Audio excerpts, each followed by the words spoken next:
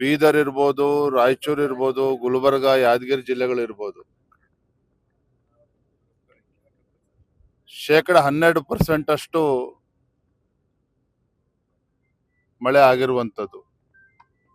ಈ ಭಾಗದಲ್ಲಿನೇ 30 ಲಕ್ಷಕ್ಕೂ ಹೆಚ್ಚು ಹೆಕ್ಟೇರ್ಗಳಲ್ಲಿ ಇವತ್ತು ಬಿತ್ತನೆ ಆಗದೇನೆ ರೈತರು ಪರದಾಡ್ತಾ ಇದ್ದಾರೆ.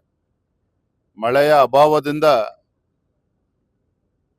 ತೊಗರಿ, ಸೂರ್ಯಪಾನ ಇರ್ಬೋದು, ಹತ್ತಿ ಇರ್ಬೋದು, ಬಿತ್ತನೆ ಆಗದೇನೆ ಇವತ್ತು ರೈತರು ಸಂಕಷ್ಟದಲ್ಲಿದ್ದಾರೆ.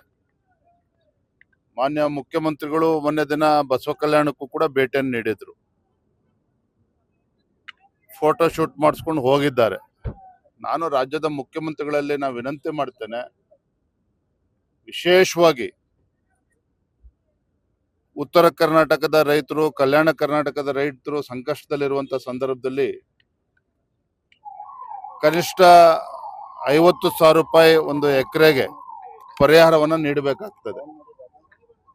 ಈ ನಿಟ್ಟಿನಲ್ಲಿ ರಾಜ್ಯ ಸರ್ಕಾರ ತಲೆ ಕೆಡಿಸ್ಕೋಬೇಕು, ರೈತರ ಒಂದು ಸಮಸ್ಯೆಗೆ ಸ್ಪಂದನೆ ಮಾಡುವಂತ ಕೆಲಸ ಮಾಡಬೇಕು ಅಂತೇಳಿ ನಾನು ಆಗ್ರಹ ಪಡಿಸ್ತೇನೆ.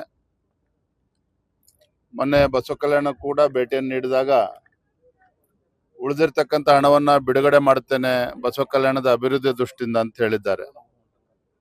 ಅನುಭವ ಮಂಟಪಕ್ಕೆ ತಮ್ಮೆಲ್ಲರೂ ಕೂಡ ನೆನಪಿದೆ, ಹಿಂದೆ ಭಾಜಪ ಸರ್ಕಾರ ಇದ್ದಾಗ ಸನ್ಮಾನ್ಯ BS ಯಡಿಯೂರಪ್ಪನವರು ಬಹಳ ಮುತುವರ್ಜಿ ವಹಿಸಿ 100 ಕೋಟಿ ರೂಪಾಯಿಗಳನ್ನ ತತ್ಕ್ಷಣ ಬಿಡುಗಡೆ ಮಾಡಿ, 200 ಕೋಟಿ ರೂಪಾಯಿಗಳನ್ನ ತತ್ಕ್ಷಣ ಬಿಡುಗಡೆ ಮಾಡಿ, ಸುಮಾರು 500 ಕೋಟಿ ರೂಪಾಯಿ ಅಷ್ಟು ಒಂದು ಪ್ರಾಜೆಕ್ಟ್ ಆಗಿರುವಂತದ್ದು. ಆದ್ರೆ ಯಾಕೋ ಏನೋ ಕಳೆದ 3 ವರ್ಷದಲ್ಲಿ ರಾಜ್ಯದ ಕಾಂಗ್ರೆಸ್ ಸರ್ಕಾರ ಇದ್ರ ಬಗ್ಗೆ ತಲೆ ಕೆಡಿಸ್ಕೊಳ್ಳಿಲ್ಲ.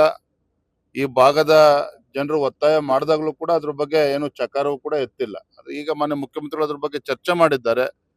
ಇವರ ನೇತೃತ್ವದಲ್ಲಾದ್ರೂ ಕೂಡ ತತ್ಕ್ಷಣ ಹಣ ಬಿಡುಗಡೆ ಮಾಡಿ ಏನೇನು ಕೆಲಸಗಳು ಆಗ್ಬೇಕು ಅದ್ರ ಕಡೆ ಗಮನ ಹರಿಸ್ಬೇಕು ಅಂತೇಳಿ ತಮ್ಮ ಮುಖೇನ ನಾನು ವಿನಂತಿ ಮಾಡ್ತಾ ಇದ್ದೇನೆ.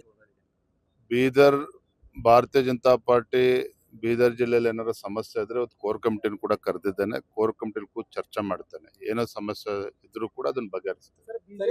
ಬೀದರ್ನಲ್ಲಿ ಈಗ ಸಾಕಷ್ಟು ಸಮಸ್ಯೆಗಳಿದೆ ಸರ್. ರೈತರ ಪರವಾಗಿ ಬಿಜೆಪಿ ವಿರೋಧ ಪಕ್ಷವಾಗಿ ಯಾವುದೇ ರೀತಿ ಧ್ವನಿ ಎತ್ತಲ್ಲ. 4 ಜನ ಶಾಸಕರಿದ್ದಾರೆ, ಇದ್ರೂ ಕೂಡ ಕಾಂಗ್ರೆಸ್ ಜೊತೆಗೆ ಹೊಂದಾಣಿಕೆ ಮಾಡ್ಕೊಂಡಿರೋದು 3 ವರ್ಷದಿಂದ ಗಂಭೀರ ಆರೋಪ ಇದೆ ಸರ್. ಏನ್ ಹೇಳ್ತೀರಿ ಸರ್ ಈ ಬಗ್ಗೆ ಚರ್ಚೆ ಆಗುವಂತ ಸಾಧ್ಯತೆ ಇದೆ ಸರ್? ಇವೆಲ್ಲವೂ ಕೂಡ ನಾವು ಕೋರ್ ಕಮಿಟಿಯಲ್ಲಿ ಚರ್ಚೆ ಮಾಡ್ತೇವೆ. ಆ ರೀತಿ ಪ್ರಶ್ನೆನೇ ಇಲ್ಲ. ನಮ್ದು ಯಾವುದೇ ಶಾಸಕರು ಕಾಂಗ್ರೆಸ್ ಜೊತೆ ಹೊಂದಾಣಿಕೆ ಮತ್ತೊಂದು ಪ್ರಶ್ನೆ ಇಲ್ಲ.